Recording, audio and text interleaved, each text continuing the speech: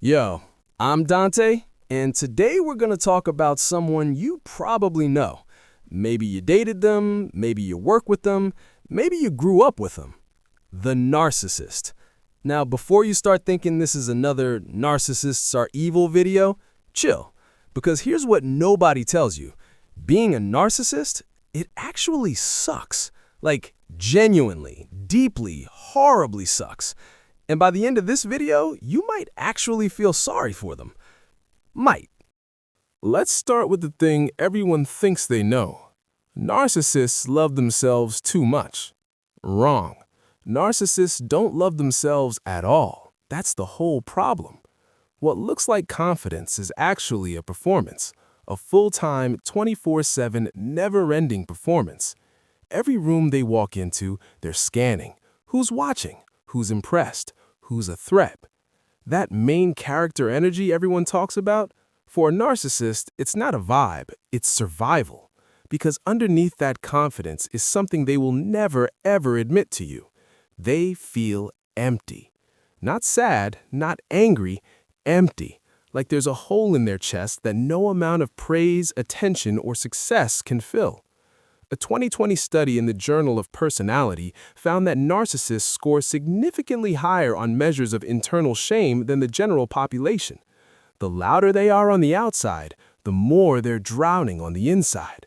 So every compliment, temporary relief. Every achievement, gone in a day. Every "I'm the best," a lie they're desperately trying to believe. Imagine waking up every single morning and your first thought is, I need people to think I'm special today or I'll fall apart. That's not confidence. That's a prison. Now let's talk about love, because this is where it really falls apart. Narcissists want love more than almost anyone. They crave it, they chase it, they need it like oxygen. But here's the brutal part. They can't actually receive it. When someone says, I love you to a narcissist, you know what they're thinking? Yeah, but do you really? What do you want from me? How long until you see the real me and leave? They can't trust it. They can't relax into it. They can't just be loved. So what do? They test it. They push boundaries. They start arguments over nothing. They pull away just to see if you'll chase them. And when you inevitably get exhausted, because who wouldn't, and you pull back, see? I knew you'd leave. Everyone does. Self-fulfilling prophecy. Every single time. A 2019 study in the Journal of Social and Personal Relationships found that people high in narcissism report lower relationship satisfaction, higher conflict, and more frequent breakups.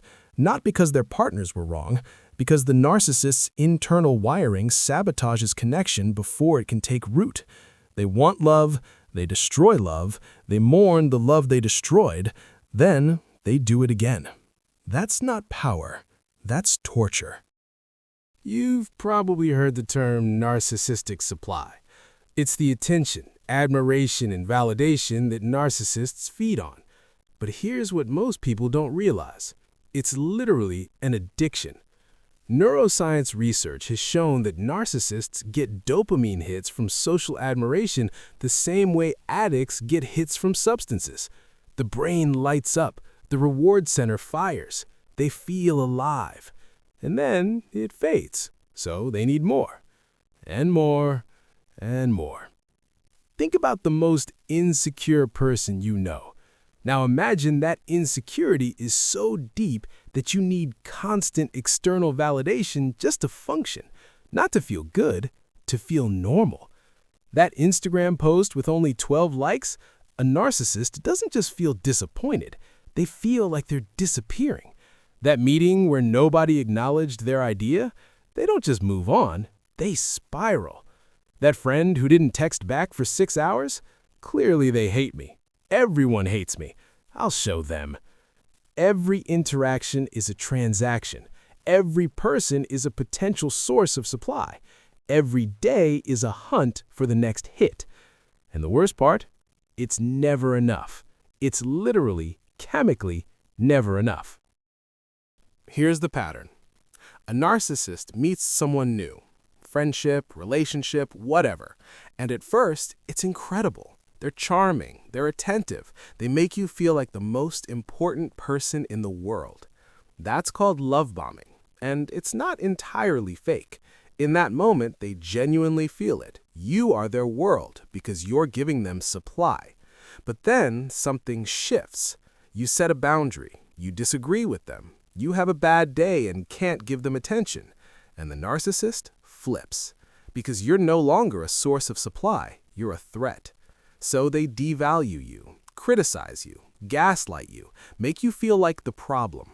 And eventually, you leave, or they discard you first to protect their ego. Then they find someone new. Love bomb, devalue, discard, repeat. By the time they're 40, 50, 60, they look around and realize something devastating. Everyone's gone. The friends, the partners, the family, sometimes even the kids. Not because the narcissist didn't want those relationships, they wanted them desperately. But their disorder burned every single one. And the narcissist sits alone, still convinced it was everyone else's fault, because admitting it was them, that would break the mask, and without the mask, they're nothing. Or at least, that's what they believe. Now, you'd think, okay, just go to therapy, get help, fix it. But here's maybe the cruelest part of narcissism. The disorder itself prevents you from seeking treatment. Think about it. To go to therapy, you need to admit something is wrong with you. To admit something is wrong, you need self-awareness. To have self-awareness, you need to sit with uncomfortable truths about yourself. A narcissist would rather burn their entire life down than do that. It's not stubbornness, it's terror. Genuine, deep, psychological terror of confronting who they really are underneath the mask. The DSM-5 lists narcissistic personality disorder as one of the hardest personality disorders to treat, not because there's no treatment, but because the patients almost never stick with it. A therapist once described it like this: treating a narcissist is like performing surgery on someone who insists they're not injured. The few narcissists who do make it into long-term therapy often describe the experience as the most painful thing they've ever done, because for the first time, they have to sit with the emptiness. No mask, no performance, no supply. Just them. And most of them can't handle it. Now here's where it gets really dark. Nobody chooses to be a narcissist. In most cases, narcissism develops in childhood, and the causes are almost always one of two things. One, they were told they were special every single day. The golden child, perfect, flawless, better than everyone else. So they built an identity around being superior, and when reality didn't match, they couldn't cope. Two, and this is the more common one, they were neglected, ignored, made to feel worthless, so they built a fake self, a grandiose, untouchable version of themselves, just to survive. The mask wasn't vanity, it was armor. A 2021 study in the journal Development and Psychopathology found that childhood emotional neglect was the single strongest predictor of adult narcissistic traits. Stronger than abuse, stronger than trauma. Neglect. The kid who was never seen became the adult who demands to be seen by everyone. The kid who was never enough became the adult who insists they're more than enough. It's not an excuse, but it is an explanation. And it's a really sad one. So let's put it all together. Being a narcissist means waking up every day performing. It means needing people but pushing them all away. It means craving love but being unable to receive it. It means being addicted to validation that never satisfies. It means watching everyone leave and blaming them for it. It means being terrified of yourself. It means building a mask so convincing that even you forget what's underneath. And the ultimate tragedy?